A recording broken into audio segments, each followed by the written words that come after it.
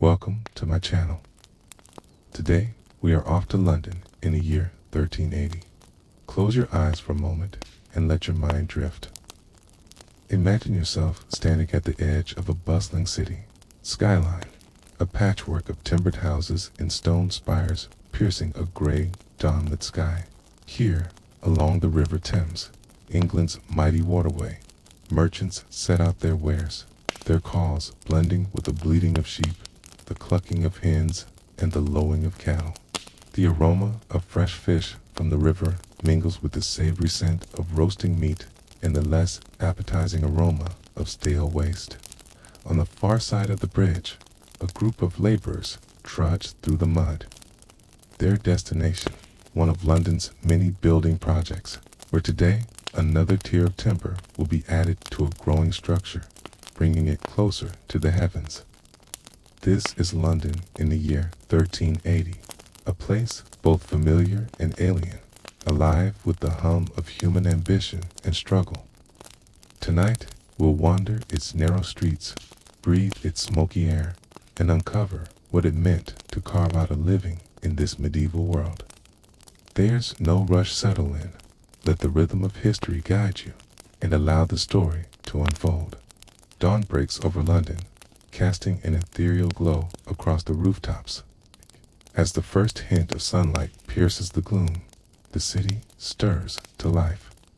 In the heart of London, nestled amidst the labyrinthine network of narrow streets, stands a sturdy two-story dwelling. At the rear, a small garden provides a momentary respite from the urban clamor. Inside, a family awakens to the day. William, a tanner by trade, his wife Agnes, a skilled weaver, and their 3 children, Thomas, Alice, and little Margaret. Life is not easy for them, or indeed for most of London's 50,000 inhabitants, who eke out their existence in a precarious balance of labor, luck, and endurance. But there's comfort in routine, and as the sun ascends, so does their day. William, having said his prayers, stokes the fire, tending to the remnants of last night's supper, while Agnes dresses the children. After a hasty breakfast, it's time to start the day's work. The tannery, located near the river, awaits William, where the day's labor will begin. Meanwhile, Agnes, with nimble fingers, weaves cloth, her loom providing the family's primary source of income. As the sun climbs higher, the children, old enough to help, join their mother. Little Margaret, too young to weave, plays near the loom, her laughter echoing through the house. By late morning, the family has taken on a local tailor, Edmund Custis, who works in their home, utilizing Agnes's loom to cut and sew fine fabrics. Together, they form a microcosm of medieval life, a blend of familial love, economic necessity, and the quiet dignity of honest labor. Their day stretches before them, filled with the rhythmic repetitions of their trades, a testament to the enduring spirit of those who made London their home. A short walk from the tannery brings us to the bustling waterfront, where William spends his working hours. Here, amidst the cacophony of clanging hammers and shouts of busy merchants, he labors alongside other tanners, transforming raw animal hides into leather. The work is arduous, involving a complex process of soaking, scraping, and drying the hides. Yet William, like the other tanners, takes pride in his craft. As the hides take on new life as leather, so too does the city. For London in the 14th century is a place of transformation. The hides that William works on have likely come from animals raised on the very outskirts of the city, a testament to London's expanding influence. The tannery, with its waterside location, reflects the city's growth, harnessing the power of the Thames for its various industries. But this growth brings its own challenges. As the day progresses, the tannery's pungent odors mingle with those of the river, creating a unique aroma that permeates the city. This olfactory landscape, while perhaps off-putting to our modern sensibilities, is simply part of medieval life. In the cramped, unpaved streets, the absence of plumbing means that waste and rainwater mingle, creating a thick, brown soup that clings to the ground. Animal and human waste, along with the residue of various trades, contribute to the city's distinctive bouquet. Amidst this aromatic chaos, life goes on. The sounds of hammering, shouting, and the splash of water are the soundtrack of William's day. And as the sun begins its descent, he, like the city, is ready for the day's end. We now turn our attention to Thomas, William and Annis's eldest son, whose path diverges from that of his parents and younger siblings. Educated in the classics, Thomas yearns for a life beyond the confines of London's bustling streets. His mind, attuned to the rhythms of antiquity, finds solace in the written word, dreaming of a world beyond the city's clamor. For small pension from his father, Thomas leaves home each morning, crossing the city to attend the prestigious Eton College, where the great hall echoes with the voices of scholars past. There, amidst the hallowed halls and ivy-covered walls, he studies Latin and Greek, absorbing the wisdom of the ancients. He pores over texts, committing verses to memory and debating philosophical ideas with his peers. Though the grind of studying can be tiresome, Thomas finds joy in learning. For him, education is not just a pursuit, it's a passport to a world where intellect and eloquence are currency. His days are filled with the rustle of parchment, the scratch of quills, and the murmur of intellectual discourse. And as the sun sets over Eton, Thomas returns home, carrying with him the weight of knowledge and the promise of a future shaped by his intellect. Our next encounter is with John of Kent, a prosperous wool merchant who has made London his home. Hailing from the verdant hills of Kent, John is among the growing number of merchants drawn to London's bustling trade routes. His fine house stands as a testament to his success, its sturdy construction reflecting his financial stability. Inside, servants bustle about, preparing for the day ahead. John, after a simple breakfast, attends to his accounts, ensuring that every penny is accounted for. His ledgers, bound in leather, hold the secrets of his success, a testament to his attention to detail and acumen for trade. With his accounts in order, John turns his attention to the day's business. Dressed in fine wool, a luxury he himself provides, he sets out for the bustling marketplace. The centerpiece of London's trade, the marketplace is a hive of activity. Merchants from across England and even abroad have brought their wares, creating a vibrant tapestry of sights, sounds, and smells. John, a seasoned trader, navigates the crowds with ease, his keen eyes scanning the goods on offer. He engages in lively banter with fellow merchants, exchanging pleasantries and news of the trade routes. The language of commerce flows easily off his tongue, a melody of prices, quality, and profit margins. To the casual observer, John's interactions may seem like mere haggling. But to John, there's a poetry in the give and take of trading. It's a dance as old as commerce itself. For John, trade is more than just a means of livelihood. It's a way of life. The thrill of the bargain, the camaraderie of the marketplace, the constant hum of activity are the rhythms that define his days. As the sun climbs higher, John's thoughts turn to his recent venture into the lucrative Italian trade. The prospect of importing Italian wines and spices fills him with excitement. He envisions the rich flavors gracing London's tables and the exotic aromas wafting through its streets. The potential profits are enticing, but the risks are equally high. The journey to Italy is fraught with peril, and the competition for these prized goods is fierce. Undeterred, John prepares for the journey, ensuring that his ships are seaworthy and his crew well provisioned. He knows that success in trade demands not only skill, but a bit of luck. As he sets sail for Italy, John carries with him the hopes of Londoners eager for a taste of the exotic, and with it, the promise of untold fortunes. London's streets are a labyrinth of stories, and today we turn our attention to a new mystery that has gripped the city. A body, unearthed during a building project on the outskirts of London, has been brought to the town center, where a crowd has gathered.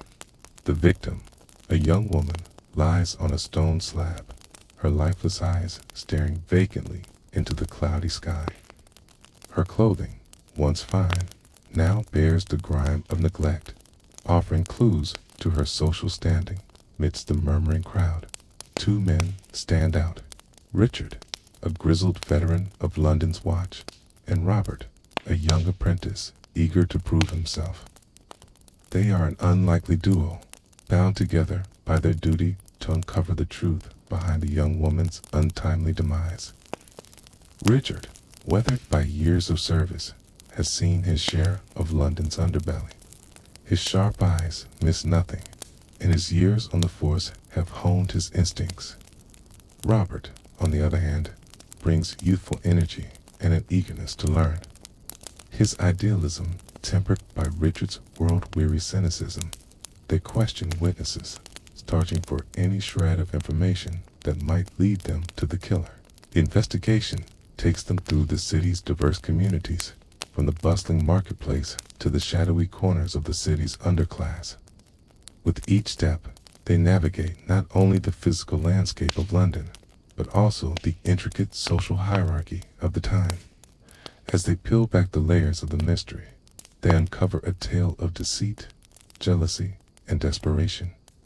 A grim reminder of the darkness that can lurk beneath the city's vibrant facade.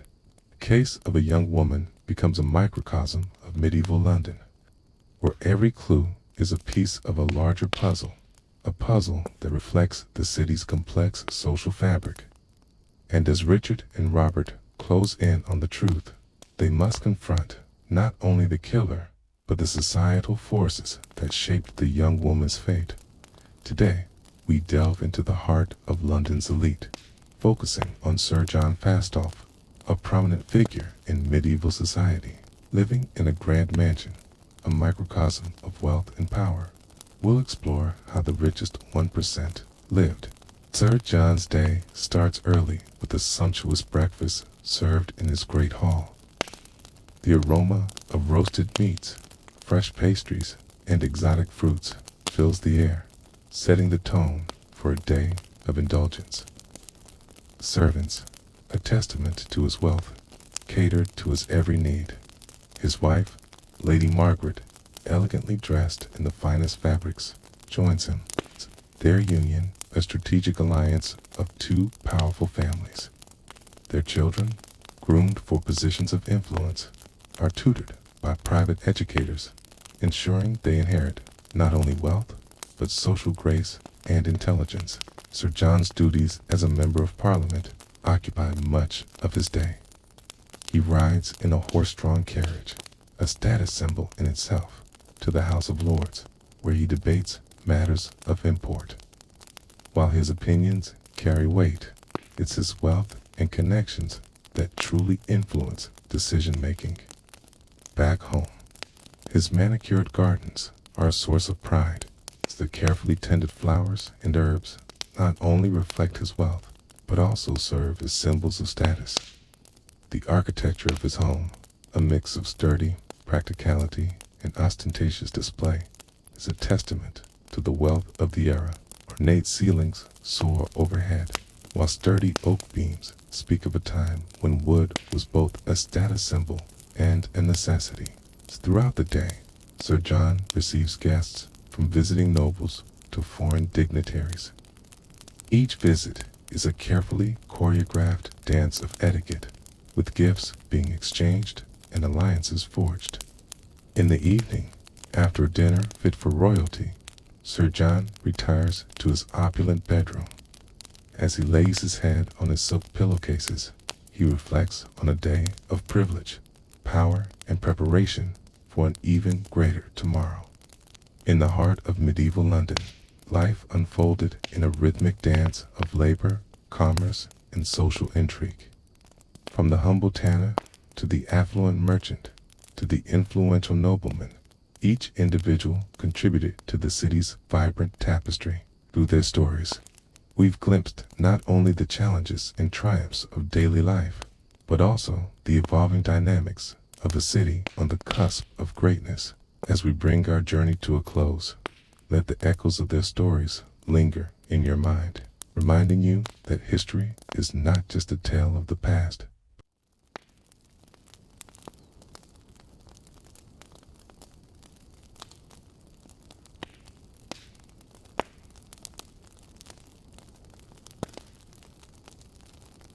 Segment 1.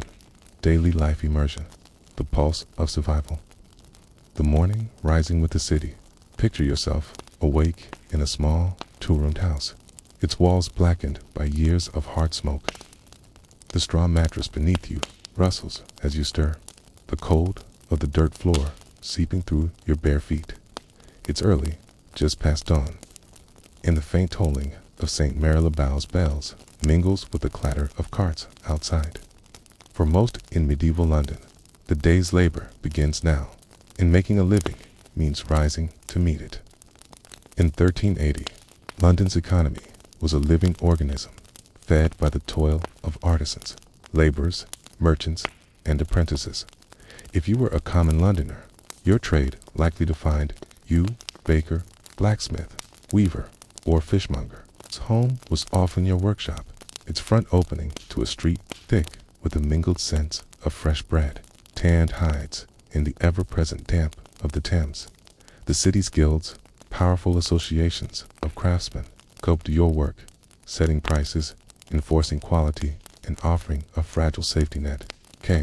Membership was a hard-won privilege, but it came with endless obligations, fines for shoddy goods, fees for market stalls, and the expectation to uphold your craft's honor. The workday, a relentless rhythm. Imagine yourself as a baker, one of hundreds in the city.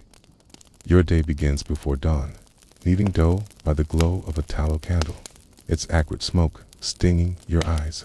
The oven, a dome of clay in your back room, roars with heat, and sweat beads on your brow as you slide loaves onto its stone floor. Your hands are calloused, your arms ache, but the rhythm of the work is steady, almost meditative. By mid-morning, you carry your bread to Cheapside, the city's bustling market street, where hawkers shout and buyers haggle. A loaf of coarse barley bread might earn you a penny, enough to buy a meal, but competition is fierce, and the guild watches closely for undersized loaves.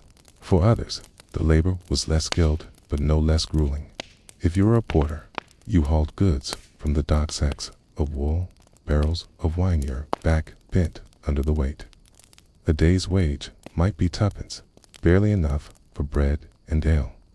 Women, often excluded from guilds, worked as spinners, seamstresses, or alewives, brewing batches of weak ale in their homes. Their earnings were meager, and their work went unrecorded, yet it was vital to the city's hum. The risks. A fragile existence, making a living, was not just about labor, it was about survival. The city was unforgiving. Fire could reduce your shop to ash. London's timber houses burned easily, and entire streets could vanish in hours. Its disease, too, was a constant shadow. The Black Death, though its worst wave had passed by 1380, still lingered in memory, having claimed half the city's population just decades before. Fevers and fluxes swept through crowded tenements, and a single illness could end your ability to work, plunging you into destitution. Then there were the taxes and debts. The king demanded poll taxes to fund wars in France, and landlords claimed steep rents for cramped rooms. Falling behind meant eviction or imprisonment in the Fleet, a grim debtor's prison by the river. For many, the rhythm of their lives was one of scraping by. Their earnings, consumed by the city's endless demands. The evening, a moment's respite. As the sun dips low, imagine yourself returning home, your body weary, but your mind still turning. You share a meal of pottage, thick stew of peas, onions, and perhaps a scrap of bacon eaten from a wooden bowl. The fire crackles, casting shadows on the walls, and for a moment, the struggle pauses.